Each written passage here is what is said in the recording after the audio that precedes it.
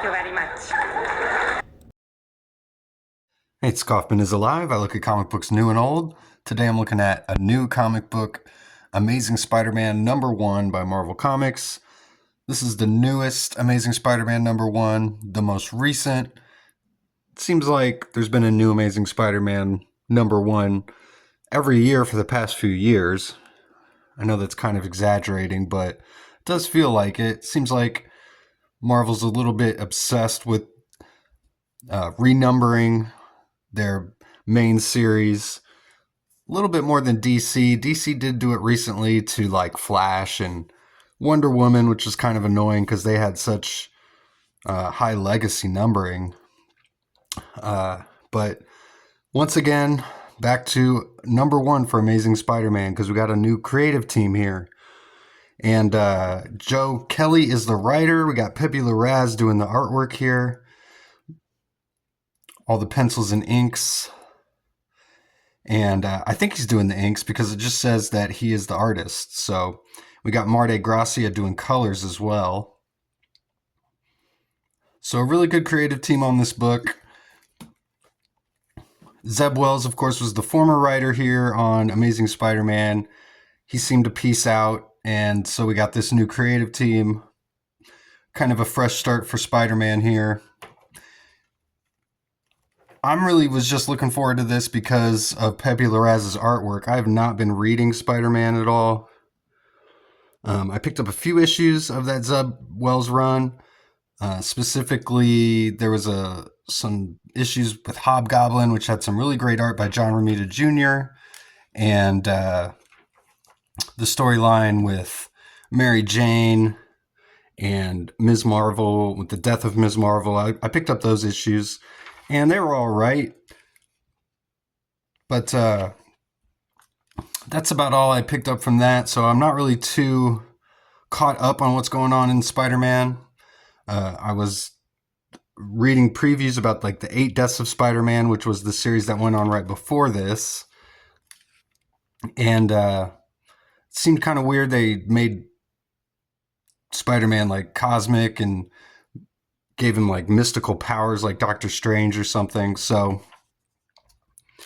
you know, I feel like Marvel wants to do something new with Spider-Man, but what they really need to do is just focus on creating some good, solid Spider-Man stories. And maybe that's what they're trying to do here in this new Amazing Spider-Man #1. A pretty straightforward, simple first issue here. And there's actually a second backup story as well. We've got John Romita Jr., who's the second artist on this book. And he was the main artist on the previous run as well. So sticking on here to Spider-Man. And this is a $5.99 issue, but it is like a double-sized issue. It's got 3 stories here. 2 of them are drawn by John Romita Jr. with Scott Hanna doing the inks. And we've got the main story by Pepe Larraz. And it's all written by Joe Kelly, like I said. So get into some of the story here and my thoughts on it. Starts off, it's kind of corny. Peter's just like looking for a job. He keeps having to dip out on interviews, and like he comes to one meeting with a black eye because of things that have been happening to him as Spider-Man. So his job search isn't going too well. He gets some time with Aunt May here. He brings up a friend of his who has a job interview lined up for him. So he goes and meets the friend. It seems like he's got the job. But outside the window, he sees the Rhino running rampant. So he's got to jump into action as Spider-Man. We get a really great double splash page here of Spider-Man in action with the Rhino. We'll go back to the cover here too, because it's a great gatefold cover here. Or wraparound cover. It's not a gatefold, but a wraparound. And you don't get a lot of these anymore, so it's really cool to see it here. And I really like Pepe Larraz's Spider-Man, and with Marty Gracia's colors too. I like how it almost looks like the webbing is like embedded in the costume there, almost like an armor or a padding.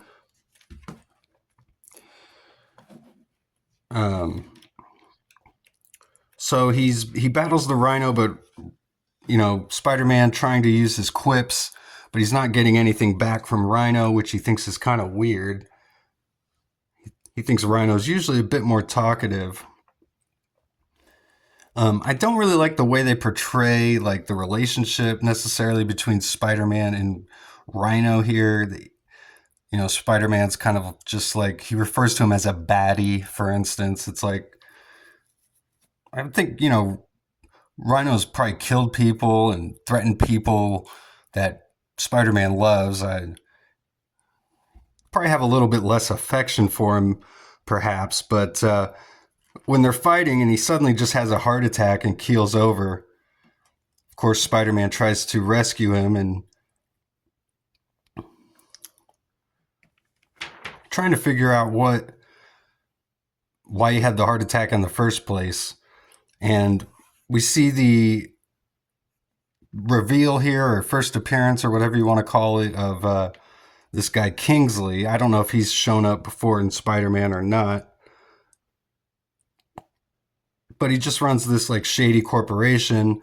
Apparently, he's got something to do with Rhino's heart attack. They call him a client, the Rhino. So apparently there's some like new super drug or something that he took that caused him to have the heart attack, and they want to make sure Spider-Man's not going to investigate it, which of course Spider-Man is going to. So, and then we see another figure in the shadows who's kind of seems to be pulling Kingsley's strings here. And it looks like it might be the Hobgoblin, or they just have a Hobgoblin uniform here because we don't actually see who it is. Probably someone from Peter's past, but they don't seem too eager to get involved with Spider-Man. So then we get kind of a scene just introducing maybe new readers, kind of like myself, to Peter's, I guess, on and off again new girlfriend named Shay. And he's out on a double date, I guess, here with like Felicia. Of course, she's being the life of the party here. But we get some great faces here drawn by Pepe Larraz. And then Spider-Man decides to sneak into Rhino's apartment here. And there's a funny little Easter egg here. I swear this is the Seinfeld apartment. But he sneaks in trying to find out some information, and then we're not really sure what happens. He seems to have like a panic attack or something as his spider sense starts to pound. We see perhaps another pair of eyes here in the shadows, or that just might be his anxiety creeping up on him. And that's how the artist depicts it. And then we see this another great double splash page here of just like all the bad guys. The entire rogues gallery here of Spider-Man.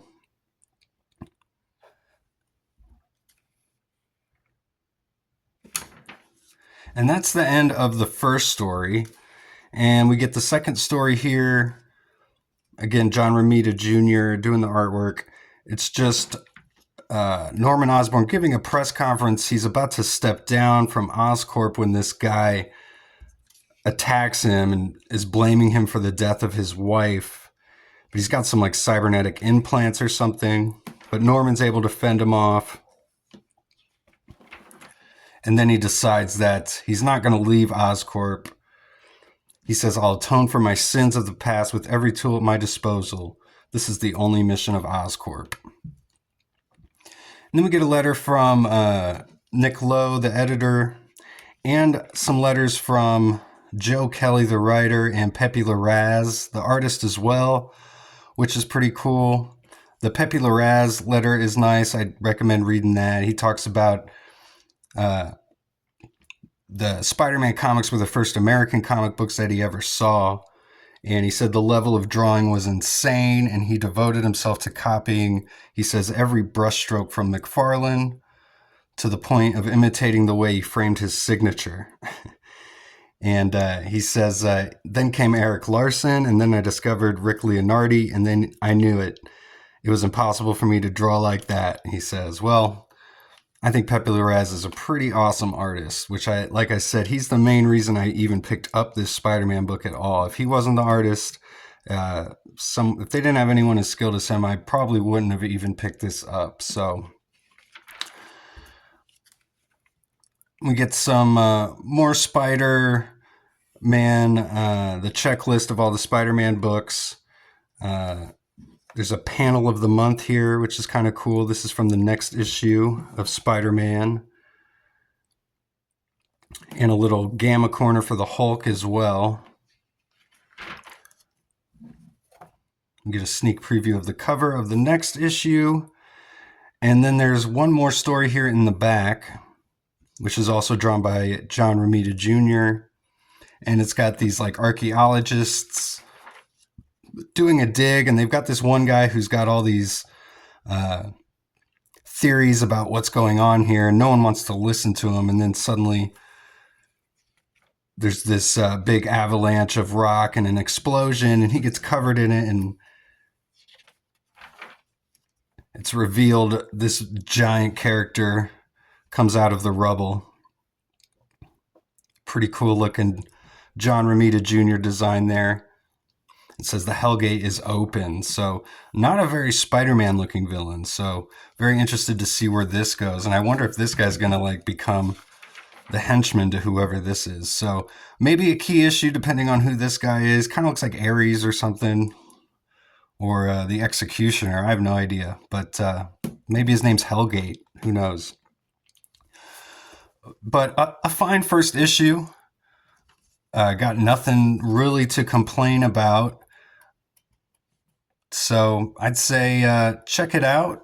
This new Spider-Man looks promising, and I really love the artwork by Pepe Larraz. So standout artist. And that's all I got for today. So thanks again for watching, and I'll see you guys on the next one. Go read comics.